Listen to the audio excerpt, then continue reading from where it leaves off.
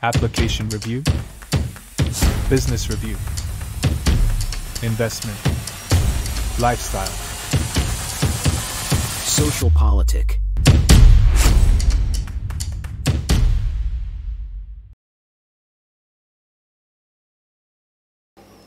Halo Bapak Ibu, saudara-saudari sekalian, lovers and haters. Salam cerdas Indonesiaku. Jumpa lagi kita pada kesempatan kali ini. Bagi Anda yang belum subscribe channel saya, silakan subscribe channel saya. Tekan loncengnya agar Anda dapat notifikasi setiap kali saya mengupload video-video saya. Oke, video ini saya buat pada hari ini, hari Minggu, tanggal 20 Oktober 2024. Dini hari. Ya, dan ditayangkan hari ini juga. Biasanya saya buat video satu hari sebelumnya untuk ditayangkan besoknya. Tapi kali ini karena spesial, saya buat dini hari, jam 5 pagi, di hari Minggu, tanggal 20 Oktober 2024. Khusus untuk menyambut pelantikan Pak Prabowo dan Gibran sebagai Presiden dan Wakil Presiden. Khususnya kepada Pak Prabowo sebagai Presiden RI ke-8. Selamat kepada Pak Prabowo dan Gibran sebagai Wapresnya. Selamat memimpin Indonesia maju menuju Indonesia emas. Oke. Kali ini saya akan membahas tentang batalnya pertemuan Prabowo dan Megawati yang digadang-gadang akan dilakukan sebelum pelantikan Pak Prabowo. Sebelumnya, direncanakan pertemuan itu adalah pada tanggal 17 Oktober ya 2024, bertepatan dengan hari ulang tahun Pak Prabowo. Tapi ternyata tidak terjadi pada tanggal 17 Oktober itu, ya. Nah, kemudian kita tahu Pak Pramono Anung ditugaskan oleh Ibu Mega bertemu kepada Pak Prabowo di Kartanegara. Tidak banyak diberitakan apa isi pertemuan itu. Tentu ada sesuatu dan lain hal, ya. Kemudian yang menariknya adalah ketika Puan ditanya mengenai pertemuan antara Prabowo dan Megawati, Puan dengan santai menjawab, "Insya Allah akan terjadi," katanya. Ya, memang terakhir ini komunikasi atau berita-berita tentang rencana pertemuan Prabowo dan Megawati simpang siur, terutama kalau kita dengar di beberapa podcast seperti Bocor Halus gitu ya, yang narasumbernya para makhluk halus itu ya, dan juga beberapa podcast dari para hater seperti Refli Harun, Akbar Faisal, dan lain-lain, yang tanda kutip lah menggoreng-goreng soal rencana pertemuan Prabowo dan Megawati. Misalnya, ada ya di antara para haters ini ya, yang para pembenci Jokowi, ada yang bilang begini, Megawati hanya mau masuk ke dalam kabinet Prabowo yang baru ini, kalau susunan menterinya itu dirobak. Wah, jadi dikesankan bahwa Ibu Megawati tidak setuju dengan struktur kementerian atau menteri-menterinya yang disusun oleh Prabowo. Wah, dalam hati saya, hebat banget ini orang ya, bisa dapat bocoran seperti ini ya. Oke deh, itu satu. Kedua, ada juga yang di dalam podcastnya menyatakan Megawati hanya mau gabung ke dalam pemerintahan Prabowo kalau Gibran tidak dilantik. Ya mana bisa lah ya. Mau dapatkan menteri tapi tidak mau terima Gibrannya. Prabowo Gibran itu adalah satu kesatuan. Sesuatu yang sudah diputuskan oleh MK ya. Yang mana itu adalah final dan mengikat. Tidak bisa dibanding. Namanya final dan mengikat itu artinya sudahlah, nggak ada upaya lagi untuk membanding. Anda boleh cek lah di mana-mana ya. Keputusan MA atau MK itu dalam hal inilah misalnya ya, final dan mengikat. Khususnya MK lah maksud saya. Tidak bisa dibanding. Kalau keputusan MA misalnya orang bisa mengajukan PK gitu ya. Kalau MK itu sudah final dan mengikat. Ya.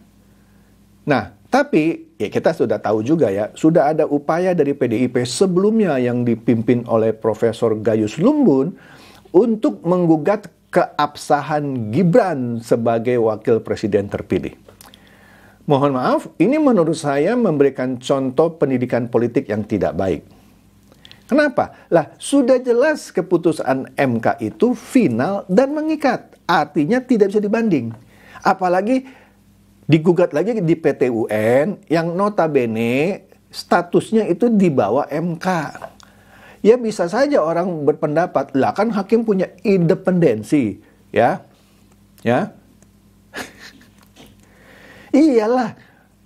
Hakim memang punya independensi, ya. Tapi catat lagi, MK itu keputusannya final dan mengikat. Makanya sudah pernah saya bahas di video saya sebelumnya. Kalau saja pada tanggal 24 Oktober itu, kan sebenarnya mau dibacakan sebelum 24 Oktober. Tapi ketua MK-nya waktu itu sakit. Jadi diundur dibacakan 24 Oktober. Kita lihat ya. Kalau hari ini Prabowo Gibran diangkat sumpahnya dan dilantik, tiba-tiba ada putusan PT UN yang mengabulkan gugatan PDIP untuk membatalkan keabsahan Gibran. Chaos ini negeri. Dan sudah pernah saya bahas pula, itu hakim PT UN bisa dipidana karena dianggap nggak ngerti hukum. Sudah jelas final dan mengikat, dibatalkan oleh institusi PT UN yang di bawah MK pula. Maka tadi saya katakan ini PDIP seperti mempertontonkan suatu pendidikan politik yang tidak beretika gitu. Tapi oke lah, namanya kan juga usaha. Dan juga sudah saya bahas, kalau PT UN itu mengumumkan pada tanggal 24 Oktober, itu cuma ada dua kemungkinan. Menerima gugatan PDIP, ya, yang akan disambut dengan sorak-sorai oleh para hater, para pembenci Jokowi, dan khususnya juga Gibran, ya. Tapi tentu akan ditentang oleh semua elemen negara. Karena kenapa? Orang sudah dilantik kok, dibatalkan. Itu satu. Udah dilantik hari ini, dibatalkan tanggal 24. Ya nggak mungkin lah. Dilantik dan disaksikan oleh seluruh anggota DPR ya. Mungkin ada yang absen ya. Tapi pesannya Ibu Mega, walaupun Ibu Mega hari ini tidak akan hadir di pelantikan itu karena alasannya kurang sehat ya. Tapi dia mewajibkan 110 anggota PDIP di DPR RI untuk hadir. Meskipun Ibu Mega tidak hadir. Artinya, nah ini juga ambigu ya. Komunikasi antara Prabowo dan Megawati harus diakui memang baik.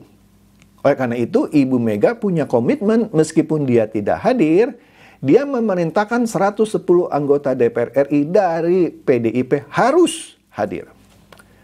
Artinya, ini suatu penghormatan atas pelantikan itu. Ada juga analis yang bilang, iya itu penghormatan hanya untuk Prabowo. Nggak bisa lah. Itu satu paket Prabowo Gibran. Tapi oke lah. Kemudian, kalau keputusannya bilang menolak gugatan PDIP, PT UN mengumumkan itu maksud saya ya, itu juga akan disambut demo berjilid-jilid. Wah, PT UN itu disuap ya supaya meloloskan, tetap mensahkan Gibran sebagai wakil presiden ya, menerima suap sehingga membatalkan gugatan PDIP. Itu adalah kemungkinan yang terjadi pada tanggal 24 Oktober. Oke, tapi kita sisihkan itu untuk konsumsi nanti ya. Kita konsentrasi lagi sekali lagi di pertemuan Megawati dan Prabowo yang gagal dilakukan sebelum pelantikan ini. Tadi, ya, Puan bilang insya Allah akan terjadi. Kemudian Ganjar ketika ditanya, dia memberikan jawaban yang menurut saya mendekati kebenaran. Ya, dia bilang begini, rasanya sulit ya, rasanya nggak mungkin dilakukan dalam waktu dekat, dalam arti kata sebelum 20 Oktober ini. Dalam hal ini saya setuju sama Gibran. Saya setuju. Kenapa? Begini loh, pertemuan yang penting itu kenapa harus ditunda-tunda sampai sebelum pelantikan? Kan bisa bulan lalu, kan bisa pada tanggal 17 Oktober ya, saat Pak Prabowo ulang tahun, atau setidak-tidaknya kemarin hari Sabtu, 1 hari sebelumnya.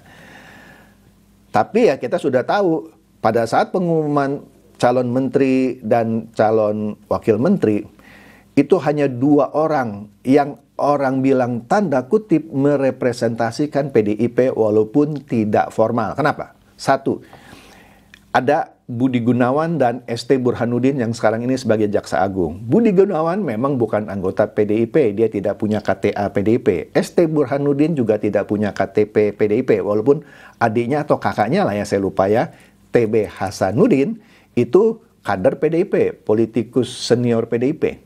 Tapi 2 orang ini dianggap representasi PDIP. Jadi dengan memasukkan 2 orang ini, yaitu Budi Gunawan dan ST Burhanuddin, ya, dianggap penerimaan Megawati atau PDIP terhadap pemerintahan Prabowo Gibran. Oke? Tapi ada juga yang berargumen, ya tentu saja Budi Gunawan masuk ke kabinetnya Jokowi karena dia panglima perangnya Prabowo. Prabowo kan Menteri Pertahanan, BIN kan ada di bawah pertahanan. Kayaknya nggak tepat juga ya, BIN itu tidak di bawah Kementerian Pertahanan setahu saya. Oke lah, menurut saya BIN itu di bawah Presiden. Dan juga dikacaukan dengan beberapa analisa, tuh kan BIN tuh dipenggal palanya sama Jokowi. Seakan-akan Jokowi mau menghabisi PDIP. Nah, ketika Budi Gunawan disebutkan dihabisi oleh Jokowi, orang menyebutnya Jokowi mau menghabisi PDIP. Padahal Budi Gunawan itu memang diganti karena sudah memegang institusi BIN itu 2 periode. Dan itu juga atas permintaan Prabowo yang mengajukan wakil menterinya Hendardi sebagai calon ketua BIN. Tapi oleh para haternya Jokowi dibilang tuh dia mau menghabisi PDIP. Tapi ketika Budi Gunawan masuk ke dalam kabinetnya Prabowo, dibilang itu mah tidak formal. Nah itulah ya analis-analis kita yang hebat-hebat itu ya, termasuk yang dari Bocor Alus. Singkatnya, 1, sudah jelas pertemuan Prabowo dan Megawati batal. Ya. Dan Megawati tidak akan menghadiri pelantikan Prabowo Gibran pada hari ini. Jelas. Tidak usah dibahas lagi soal ketidakhadirannya karena kurang sehat katanya ya. Oke deh. Pertanyaannya, Pak, kalau cuma Budi Gunawan dan ST Burhanuddin saja yang masuk, itu pun dikatakan oleh Hasto. Hasto mengatakan bahwa mereka bukan kader PDIP. Jadi Hasto juga memberikan suatu pernyataan yang ambigu, yang tidak jelas. Seakan-akan ya silakanlah BG Pak Budi Gunawan itu masuk kabinet Pak Prabowo dan ST Burhanuddin itu masuk, tapi dia bukan representasi PDIP. Atau dengan kata lain, dia mau memberikan suatu pernyataan, belum tentu lu PDIP gabung, apalagi kan Ibu Mega kan batal ketemu. Itu bisa ditafsirkan seperti itu. Tapi ada juga penafsiran berikutnya yang begini. Nah ini menarik. Kenapa Ibu Mega belum memberikan nama-nama calon menteri yang akan diumumkan hari ini juga? Karena mereka masih menanti keputusan PT UN 24 Oktober gitu ya. Katanya ya. Tapi misalnya apapun yang terjadi pada putusan 24 Oktober itu oleh PT UN, apapun itu, terus baru terjadi pertemuan. Karena mereka tetap percaya pertemuan itu meski tidak terjadi sebelum pelantikan, yang banyak diharapkan oleh banyak orang, bisa saja terjadi pertemuan setelah pelantikan. Kemudian pertanyaannya adalah, apa gunanya kalau pertemuan itu dilakukan setelah pelantikan? Mau memasukkan nama menteri, kan menterinya sudah dilantik misalnya. Terus ada yang berpendapat, lah kan bisa reshuffle katanya. Nah, ini seru ya.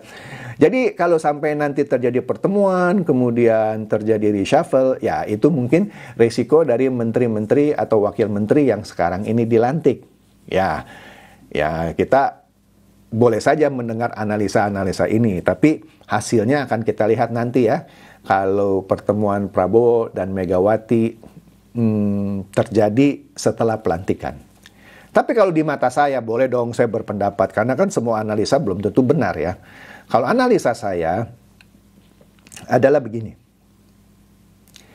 Ketidakhadiran Megawati di pelantikan Prabowo Gibran pada hari ini, atau batalnya pertemuan Prabowo dan Megawati sebelum tanggal 20 ini, itu jelas menunjukkan sikap Megawati dan PDIP yang masih belum bisa menerima Gibran sebagai wakil presiden.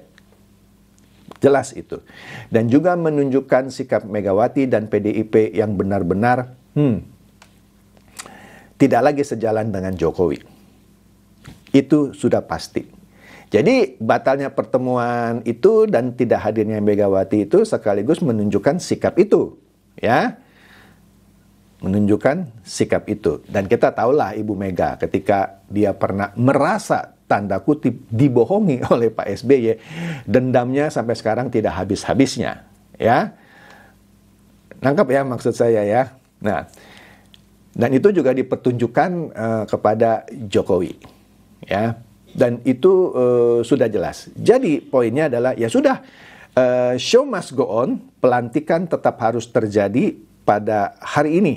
Ya, dan untuk itu apapun yang akan terjadi setelah pelantikan ya udah kita serahkan kepada Pak Prabowo, ya, dan kita serahkan kepada Tuhan saja ya. Ya, kalau bagi saya sih saya nggak peduli PDIP itu akhirnya gabung atau tidak gabung gitu ya. Walaupun saya pribadi kok rasanya senang gitu ya kalau PDIP itu justru ada di luar, supaya ada penyeimbang. Walaupun Pak Prabowo saya yakin dia menginginkan PDIP itu ada di dalam pemerintahan. Ya, satu sisi saya harus mengucapkan jempol kepada Pak Surya Paloh dari Nasdem yang meskipun dia mendukung pemerintahan Jokowi, dia bilang kami ada di parlemen saja Pak. Ya, jadi tidak ada nanti menteri dari Nasdem. Tapi beliau dan partainya mendukung Pak Prabowo dan pemerintahannya melalui parlemen. Saya tidak tahu apakah PDIP akan mengambil sikap seperti itu, dia mendukung pemerintahan Prabowo tapi tetap ada di parlemen saja, tidak perlu kirim menteri. Ya, kalau itu terjadi, inilah pertama kali Indonesia bisa punya pemerintahan tanpa oposisi. Bisa bagus, bisa jelek. Bagus dalam arti kata semua kebijakan Pak Prabowo akan didukung sehingga upaya menuju Indonesia emas itu bisa lebih cepat. Ya, itu bagusnya. Jeleknya mungkin kalau ada kebijaksanaan Pak Prabowo yang bagaimana gitu ya, tidak ada yang mengkoreksinya. Ya, jadi ada plus minus ya. Jadi semoga semua program Pak Prabowo itu benar-benar fokus untuk menuju Indonesia emas. Apapun itu, ada koalisi atau tidak koalisi. Demikian saja dari saya, semoga ini mencerahkan dan mencerdaskan Anda semua. Silakan share video saya ini kepada teman-teman, sahabat atau kerabat supaya mereka tambah cerdas dan tercerahkan. Seperti biasa, terima kasih.